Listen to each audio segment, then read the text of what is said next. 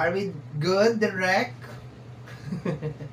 Are we good, Direk? Yes, we are good. Okay. So, hello, my dear Pisces. First 15 days of September, mga my dear Pisces. This is from September 1 hanggang September 15, 2024. And this is a general reading. So, reminder, mga my dear Pisces, na ang gagawin natin today ay general reading. So, hindi po ito 100% na magre-resonate para sa ating lahat. So, please, mga my dear Pisces, lower your expectation pagdating po sa mga general reading. Okay, my dear, mag-oracle card tayo. Dapat 3 lang ang mahuhulog na oracle card. Pero, kung meron pang mahuhulog na more than 3, I will. And I shall will. And I shall will. And I will survive. Okay, I will read it for you. Okay. Tingnan natin, my dear, kung anong yung first oracle card. Pisces, we have here the energy of aid. Okay? So, sa energy ng aid is more on help. Okay? Okay? Kindness. So, mahalaga, my dear, sa first 15 days na maging mabait sa iyo ang mga tao, maging matulungin. Okay? Posibility naman reverse energy, my dear, na maging mabait ka, maging very kind ka, kahit ano man yang pinagdadaanan mo, my dear. Okay.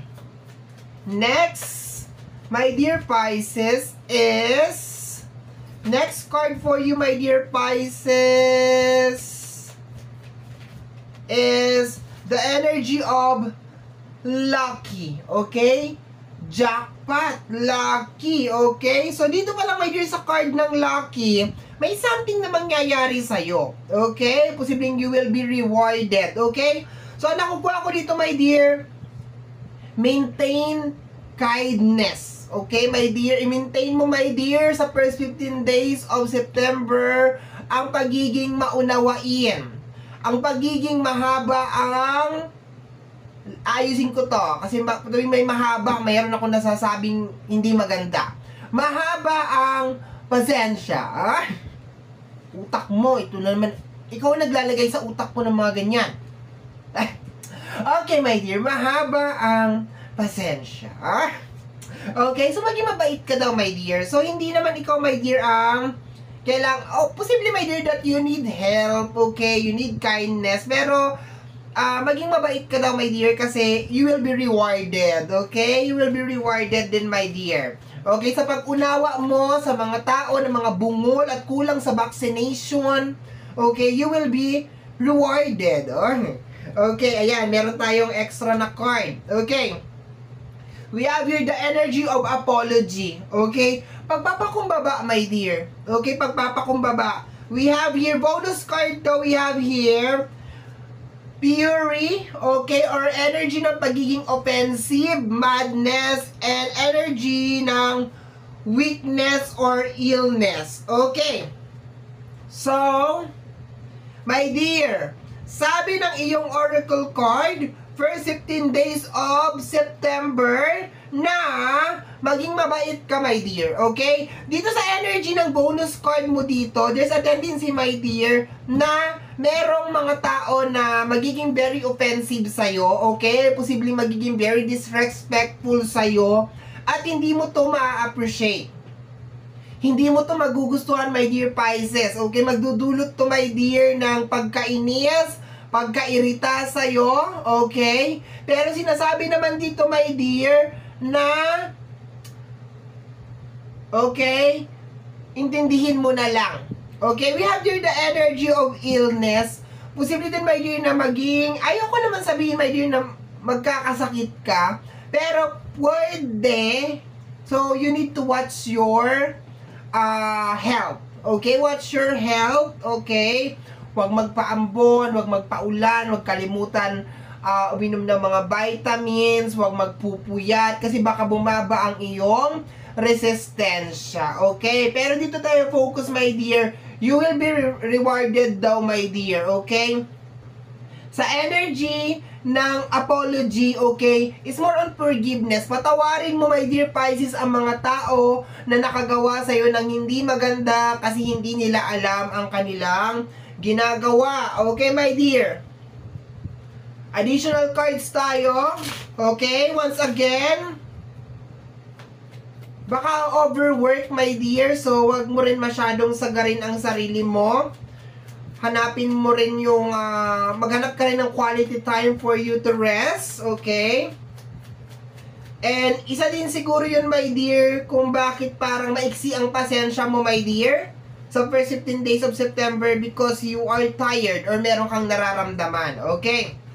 Pero patawarin mo, my dear, once again, matuto ka magpatawad, patawarin mo ang mga tao na posibleng magti-trigger sa'yo, my dear Pisces. Okay? So, pyramid spread tayo, my dear Pisces. Habaan mo ang iyong... Ayan, oh, pagod na siya, oh. The Ten of Swords, okay? Ang first 15, okay? Parang tumatalsik na yung laway ko na. Espre! Diba ang laway ba? 15. Ang first 15 days, oh, bakit ba kasi kumaka-F ka wagas, no? First 15 days of September, mga my dear Pisces, napapagod ka na, my dear, sa pag-iisip. Posible, my dear, sa pangunawa, no? Yung parang napaka-iksi, my dear, ng pasensya mo, my dear, to the point na parang hindi ka na makahanap ng space kung paano pa uunawain yung tao o yung sitwasyon, okay? The Ten of Swords. Okay, tingnan natin, my dear. More on pagod din talaga, my dear. So, diba, maghanap ng quality time. Yun pa rin nakukuha ko dyan sa Ten of Swords. Maghanap ng quality time na makapagpahinga, makapag-recharge ang iyong battery, bigyan pansin ang iyong kalusugan. Okay. Next, my dear Pisces, is the Knight of Wands. Okay. So, meron ka mga bagay, my dear, na gustong gawin. So, posible na maging very busy, my dear. Okay? Sobrang busy. More on multitasking ang nakukuha ko sa Knight of Wands. Okay? Sabi ko ba, Knight of Swords, Knight of Wands? Knight of Wands po yun, ha? Okay.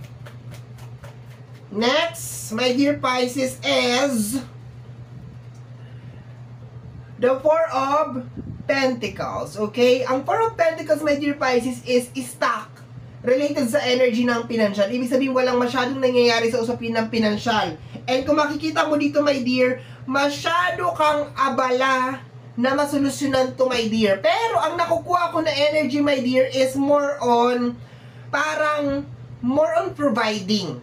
Yung makapag-provide, yung typical na parang pag merong dumaing sa'yo, my dear Pisces, sa first 15 days of September, parang masyado kang, meron kang energy, my dear Pisces, na parang gusto mong ma-provide ka agad-agad yung pangangailangan ng mga tao sa paligid mo or kung sino man yung dumadaing na yon. Okay? Ang problema, parang naiinis ka, ito, parang magdudulot sa'yo, my dear, ng pagkapagod, no? Parang, hindi ko pa alam ha, kung bakit parang, masyado kang, syempre, pagod eh. Alam naman natin yan, my dear, pag pagod, di ba? Automatic, pag pagod ka, mainit ang ulo mo, maiksi ang pasensya mo, pag stress ka pa, combination with stress, pagod, tapos, ginagawa mo na nga lahat ng gusto mo, ng lahat ng makakaya mo para makapag-provide, tapos magpapasaway pa. Okay? Parang gano'n na nakukuha ko, my dear. Okay? Ay, meron isang card. We have here the King of Wands. Okay, my dear? Okay? Sa energy ng King of Wands, medyo may authority. Okay? So, nakukuha ko, my dear, sa energy ng King of Wands, na parang meron kang tinutuwid na sungay. So, posible, my dear, na parang yung energy niya parang anak, parang something, parang pinagsasabihan mo, pinapayuhan mo, yun ang nakukuha ko dito, my dear. Okay. Let's go. Pero, my dear, yung usapin ng financial, medyo, ano siya ha, medyo stuck talaga siya. So, kung hindi naman siya talaga, my dear Pisces, ganun ka-importante, huwag mo masyadong i-pressure yung sarili mo. Kumbaga parang meron naman cellphone, tapos gusto ng bagong cellphone. Yung ganun, huwag masyado, my dear, kasi alam ko gusto mo itong gawin, gusto mong ibigay lahat ng makakaya mo dahil mahal mo yung pinag-aalayan mo nito. Pero parang pakiramdam ko parang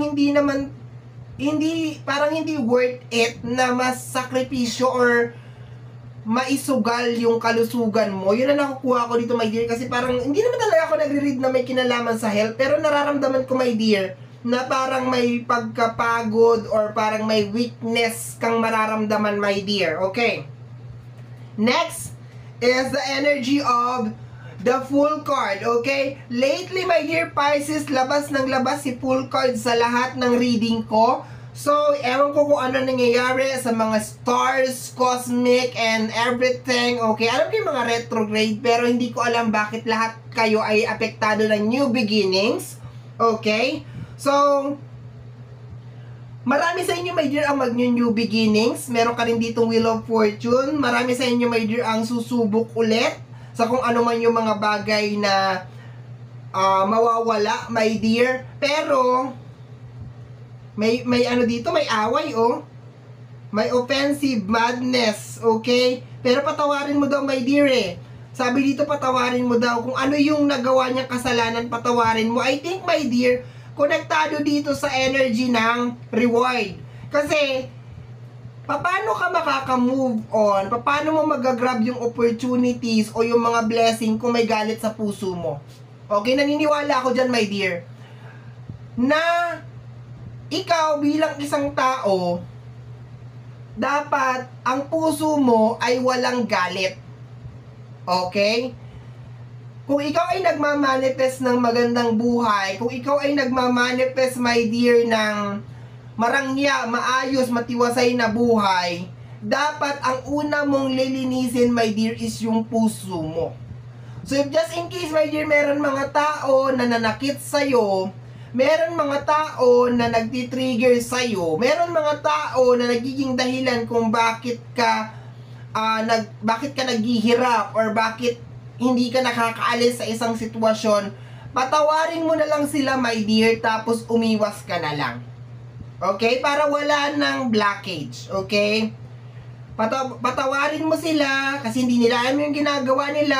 Ayaw nilang pahalagahan na merong tumutulong sa kanila as of this moment, na merong nagmamahal sa kanila as of this moment. Problema nila yon. Kung hindi ka man nila pinahalagahan, my dear Pisces, kung sinasagad-sagad ka, my dear Pisces, kung parang ina-opportunista yung energy mo, patawarin mo na lang, my dear. Okay? Yun na ako. Kasi, bibigay ka, my dear, sa first 15 days of September. Mauubusan ka ng dahilan para intindihin at unawain kung sino man to. Okay? Mauubusan ka ng dahilan, my dear. And sinasabi dito, my dear, na mag-i-start ka, mag-new beginnings ka, susubok ka ulit. Pero, to make it worth it, na mag-start ka at mag-new beginnings ka, my dear, subukan mo ulit na parang i-grab yung mga opportunities na lumagpas, my dear, sa'yo. Mas maganda kung wala ng galit sa puso mo. Okay? Let's go. Nagkakaintindihan po ba tayo, children? Okay, kasi ako hindi ko maintindihan ang reading mo kasi hindi ako nakaka-relate. Nakabase lang ako sa intuition and energy. Okay. So, let's go. We have here the Three of Swords. Yes, my dear. Nasa puso ang problema, my dear. Okay? Your heart is aching.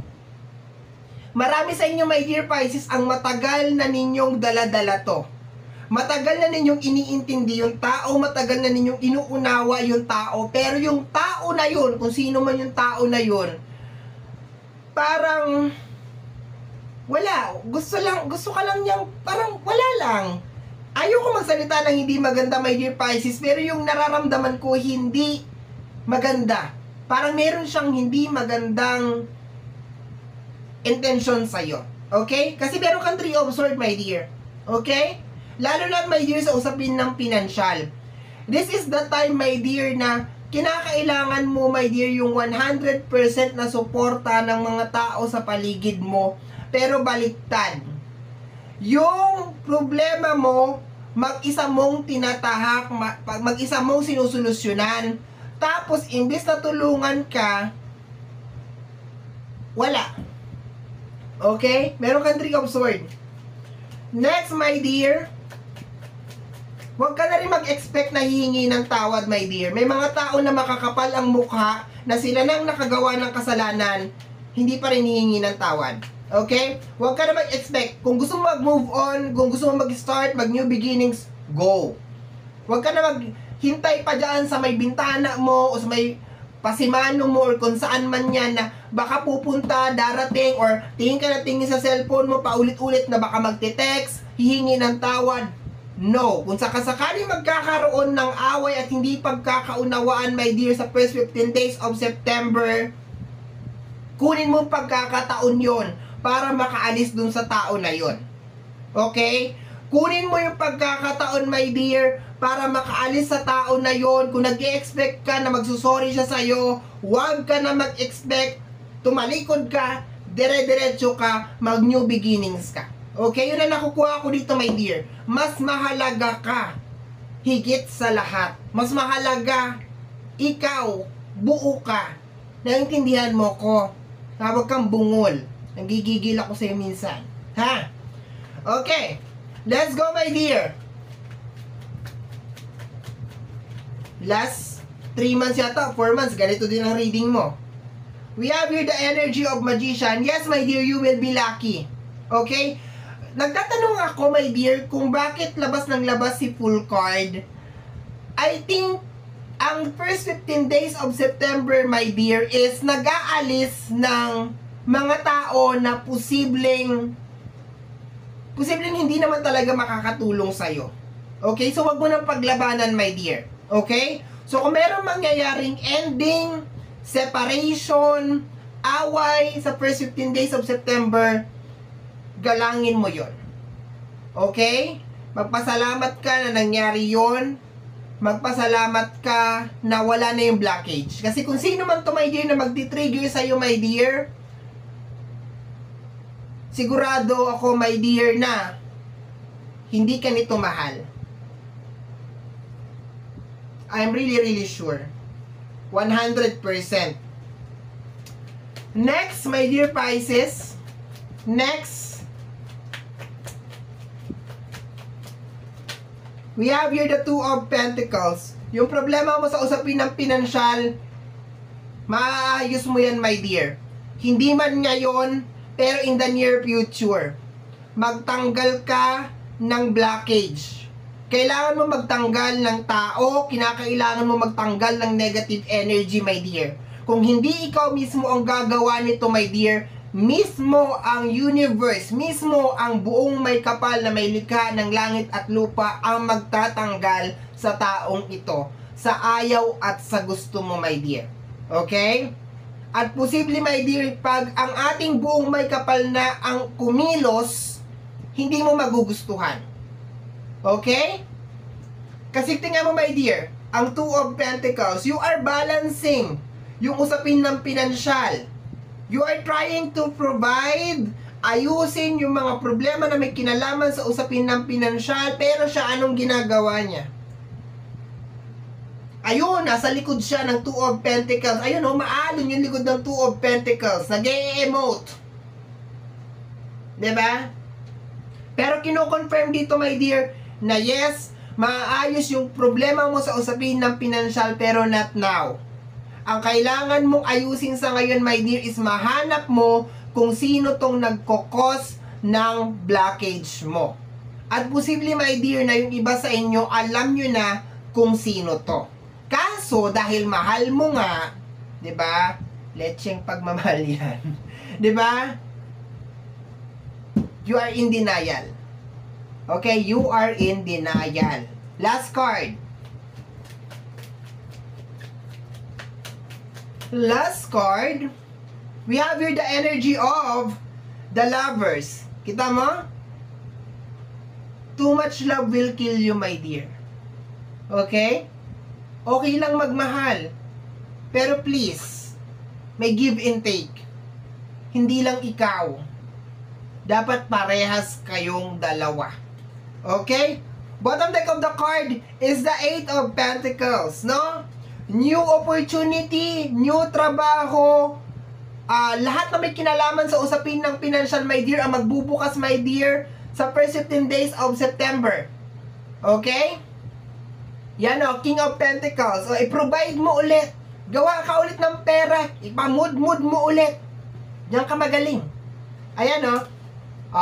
Ayan, meron niyang away na mangyayari, my dear. Merong confrontation. Pero the good news over here, my dear, is merong panibagong work, may panibagong blessing. Sabi nga dito, my dear, you will be rewarded. 'Di ba? I think makukuha mo pa rin naman, my dear Pisces, yung reward. Pero para maging 100% siguro na ma-receive mo yung reward at makaalis ka na sa sitwasyon na kung ano man yung kinabibilangan mo ngayon, my dear, patawarin mo na lang. Tapos mag-move on ka na lang. Huwag ka na magbilang-bilang pa, huwag ka na mag-emote-emote pa. Basta mahuli mo siya, my dear, sa first 15 days of September, kalas ka na kaagad. Okay? So, my dear Pisces, yan ang reading mo para sa yung first 15 days of September. Somehow, my dear, kung nagustuhan mo to, especially kung napadaan ka lang, don't forget to subscribe. Pag-click lamang po ang notification bell para ma-update ka sa aking mga upload. And of course, my dear Pisces, free to like, free to share, free to comment sa lahat ng ating mga videos. Once again, my name is RJ, also known as Apo J. Maraming salamat po, and until next time. Bye-bye! Thank you, my dear.